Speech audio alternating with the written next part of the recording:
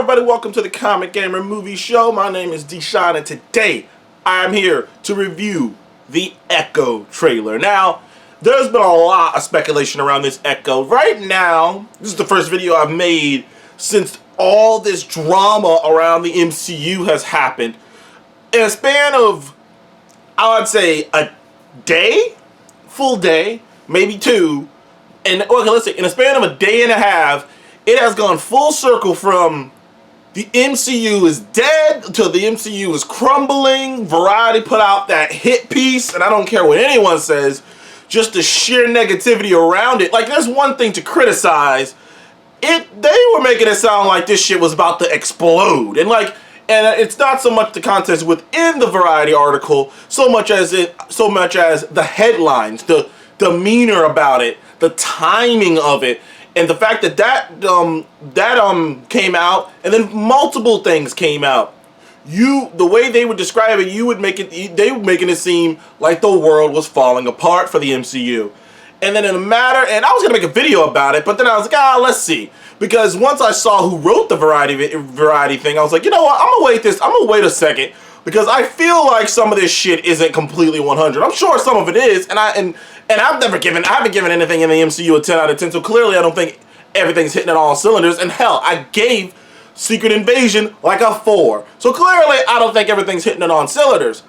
But the way that the targeting of that Variety article, particularly the way it seemed to be targeting, generally speaking, the minority characters in the minority movies.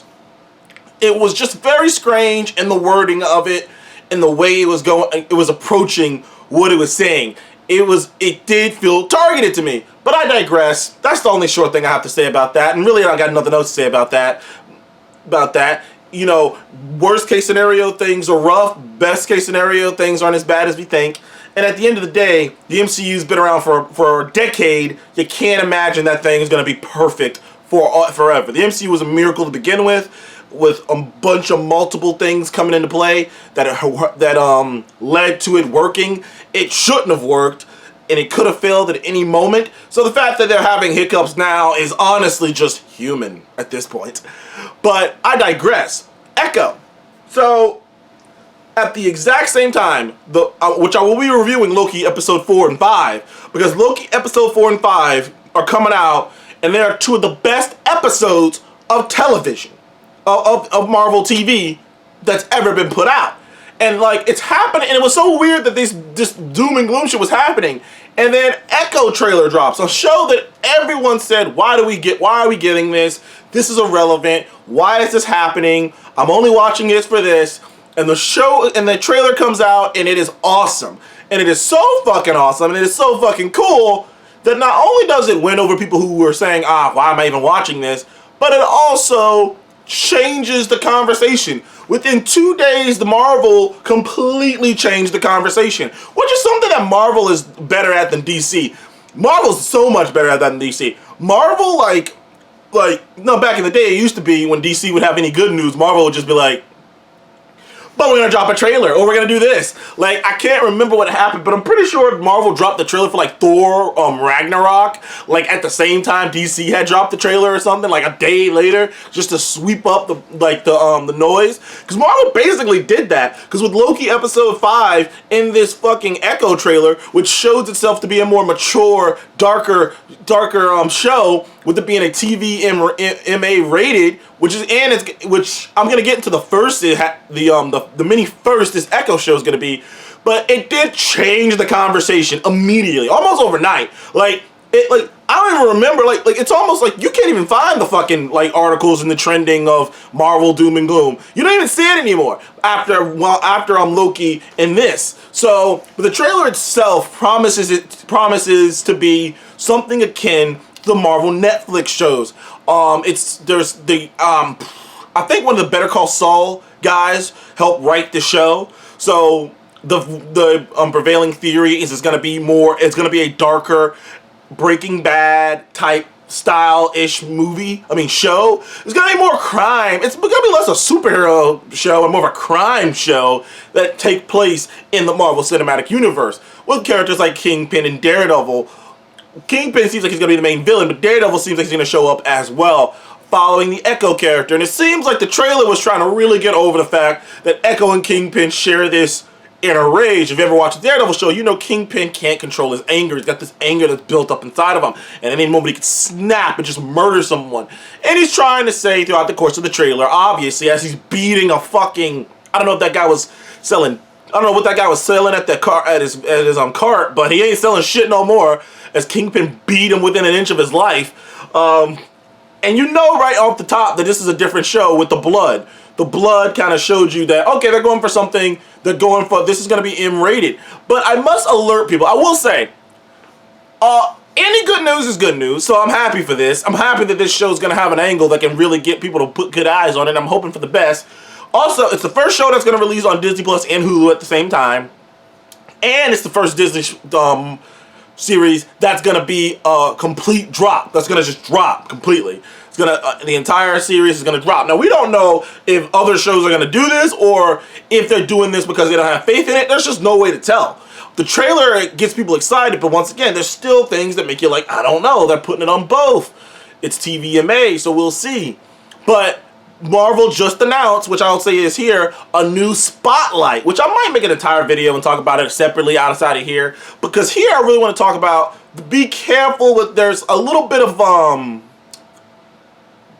romanticizing of the past. Fandom tends to do that a lot. Star Wars fans do that with the prequels. We're upset with the sequel trilogy, so we romanticize the prequel trilogy. People tend to do that a lot, with a lot of things. Old people do it all the time. Older people do it all the time. They start romanticizing the past. And it's like, yeah, but you guys didn't have a cure for this, this, and this. I'm sorry, I don't want to go back to polio, old man. Like, you know what I mean? Like you start romanticizing the past. I know my friend once told a story about his father being like, I wish I could have lived in the old West. I'm like, God. And he's like, shh, no you don't. No you fucking don't. Trust me. The smell alone would make you want to commit suicide. But I digress. People tend to romanticize the past, and one of the things that's always been romanticized, especially when it comes towards Marvel, is the Netflix shows.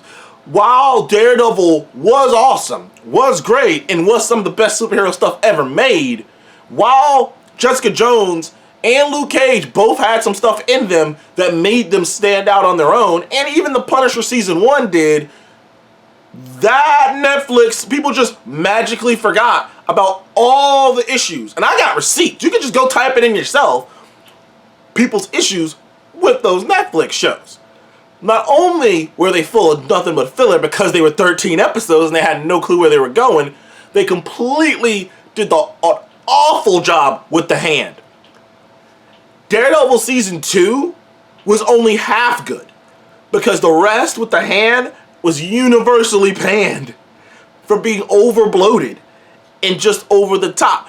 And it was cheaply done to the point where they couldn't do certain things. Jessica Jones Season 2 is awful. Half of Luke Cage Season 1 is not good. And I don't think Iron Fist ever got good. Now, I would tell you this. Punisher was good. At least Season 1 of The Punisher was good. But man, Season 2 was boring as shit. It was so bad. And I know John Bernthal got hurt while he was making it, so there's an argument to be made that maybe that's why it was that bad. But Season 2 of The Punisher was dog garbage. It was shit, dude. It was terrible. And it got panned for a reason. So while we celebrate this R rating, this TVMA, it doesn't automatically make something good. And that's always what rubbed me the wrong way about that, is the idea that just because the shit's R, it's like, oh, now it's good because there's blood. Like, calm the fuck down. If that's the degree that separates something from being bad to good to you, then I gotta just say, man, you got the fucking... I don't know, you really lack very much imagination. You don't have any imagination at all, and if that's what it takes, I hope you have fun with this show. So, that's the weird thing. I'm glad they're making it. I'm glad this audience can shut the fuck up about it, so now they have this show. But if the show's bad, then it's gonna be another conversation to have. It's gonna be like, well, the TVMA didn't save it. But I just wanted people, they're constantly romanticizing the Marvel Netflix shows, and even Daredevil wasn't perfect. Probably just 2 seasons of Daredevil were great. The second season was half great. But anyways, I'm excited for this Echo show. It comes out January 10th. So not too long from now, they're dropping the whole thing, Hulu and Disney Plus. It's gonna be interesting. I think 7 episodes, about 55 minutes a pop. I'm looking forward to this, and I can't wait to see the reaction and see how things shape out here, because this show really will, indicate how many shows are gonna get that spotlight. Because we don't know, spotlight might not stick around. Marvel did have these like Marvel presentations that they were doing that apparently is dead now. So just because they announced spotlight, don't mean it's gonna stick around. So you guys gotta support this fucking Echo, because if it fails. Anyways, thank you guys for the Comic Game Movie Show. Please leave a like and subscribe, and I'll see you guys on the next one. Goodbye.